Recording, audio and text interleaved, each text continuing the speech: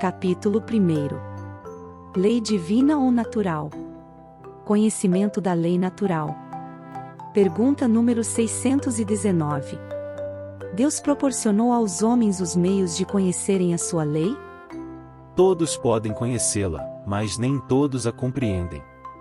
Os que a compreendem melhor são os homens de bem e os que desejam pesquisá-la. No entanto, todos a compreenderão um dia, porque é necessário que o progresso se cumpra.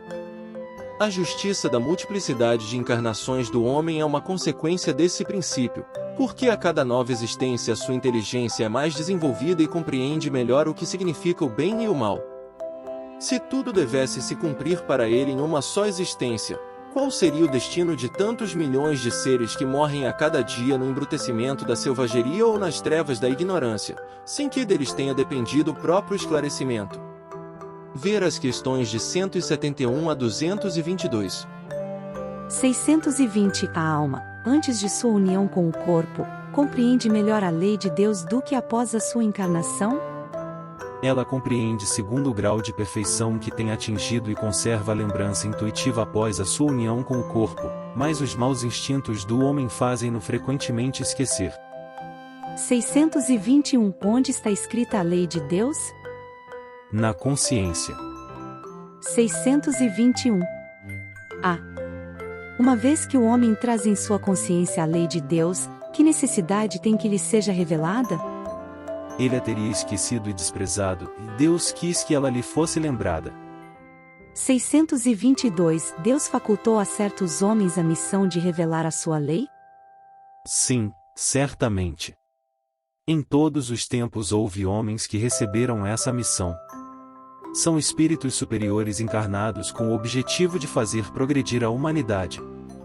623. Os que têm pretendido instruir os homens na lei de Deus não se enganaram algumas vezes e não os fizeram se desviar movidos por falsos princípios? Os que não foram inspirados por Deus e que se atribuíram, por ambição, uma missão que não tinham, certamente os fizeram extraviar. No entanto, como de fato eram homens de gênio, em meio aos próprios erros ensinaram, frequentemente, grandes verdades. 624. Qual é o caráter do verdadeiro profeta?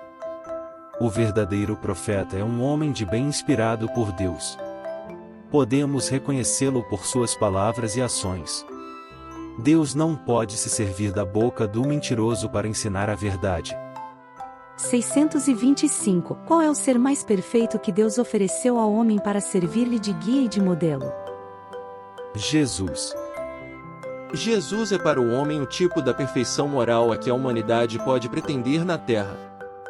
Deus não-lo ofereceu como o mais perfeito modelo e a doutrina que ensinou é a mais pura expressão de sua lei, porque ele estava animado pelo Espírito Divino e foi o ser mais puro que apareceu na Terra.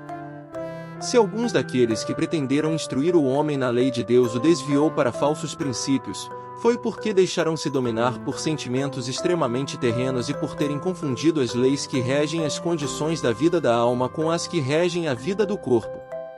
Muitos apresentaram como leis divinas o que não passava de leis humanas, criadas para servir as paixões e dominar os homens. 626. As leis divinas e naturais foram reveladas aos homens apenas por Jesus. Antes dele, eram conhecidas somente pela intuição? Não dissemos que estão escritas por toda parte?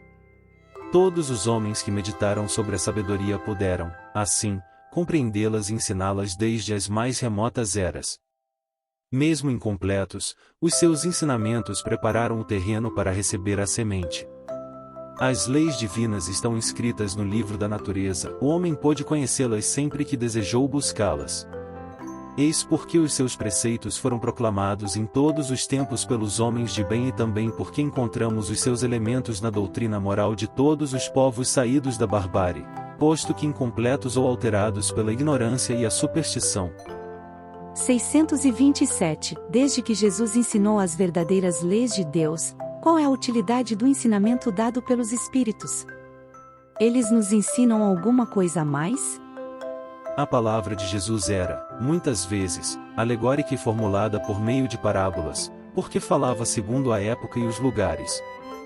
Faz-se necessário hoje que a verdade seja inteligível para todos. Portanto, é preciso explicar e desenvolver essas leis, pois há poucos que as compreendem e ainda menos os que as praticam. Nossa missão é a de abrir os olhos e os ouvidos para confundir os orgulhosos e desmascarar os hipócritas, os que exteriormente aparentam virtude e religiosidade para melhor ocultarem suas torpezas. O ensinamento dos Espíritos deve ser claro e sem equívocos, a fim de que ninguém possa pretextar ignorância e que todos possam julgá-lo e apreciá-lo com a sua própria razão. Estamos encarregados de preparar o reino do bem anunciado por Jesus, por isso, é necessário que ninguém possa interpretar a lei de Deus ao sabor de suas paixões, nem falsear o sentido de uma lei que é toda amor e caridade. 628. Porque a verdade não esteve sempre ao alcance de todos. É necessário que cada coisa venha a seu tempo. A verdade é como a luz, é preciso habituar-se pouco a pouco, pois de outro modo ela nos ofuscaria. Jamais houve um tempo em que Deus haja permitido ao homem receber comunicações tão completas e tão instrutivas como as que hoje lhe são dadas. Na antiguidade havia, como sabem, alguns indivíduos que possuíam o que consideravam uma ciência sagrada e da qual faziam mistério aos profanos, segundo o seu critério. Devem compreender, com o que conhecem das leis que regem esses fenômenos, que eles recebiam apenas verdades esparsas em meio a um conjunto de informações equivocadas, e na maioria das vezes, alegóricas. No entanto, não há para o homem de estudo, nenhum sistema filosófico antigo, nenhuma tradição, nenhuma religião a negligenciar, porque todos encerram o germe de grandes verdades que, embora pareçam contraditórias, esparsas que se acham em meio a acessórios sem fundamento, são hoje muito fáceis de coordenar, graças à chave que lhes dá o Espiritismo, de uma infinidade de coisas que até aqui lhes pareciam sem razão e cuja realidade lhes é demonstrada de uma maneira irrecusável. Não negligencieis, portanto, esses materiais como móveis de estudo, pois são muito ricos e podem contribuir fortemente para a instrução dos homens.